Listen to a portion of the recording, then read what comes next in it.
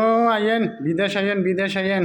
দেখছেন বিদেশের পরিস্থিতি। আজকে খাবার হবে কি দিয়া?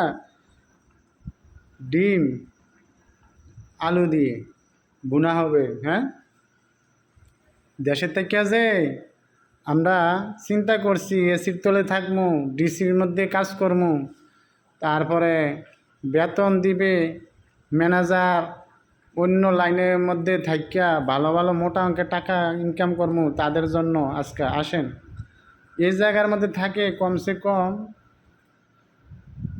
কমে 20 জন। দেখছেন তো নমুনা। হ্যাঁ, চারিদিকে এই পুরাটা ফ্লোরের মধ্যে এই লোক থাকে, ভিতরে একটা রুম আছে, এটার মধ্যেও থাকে। তাহলে আবার বুঝেন, ঘরের বাইরে থাকে এভাবে কাজ করে টাকা পয়সা পাঠায়। তা আমি বলি কি, যারা বিদেশ আসবেন তারা আগে ভাগে এসব মাথায় নিয়ে আসবেন। খালি দেশের থেকে বিদেশ যাবো এই চিন্তা কইরা দেশে কোনো কিছু করবেন না, আবার বিদেশে এসে আবার নাটকগিরি করবেন, সেটা চলবে না। ঠিক আছে?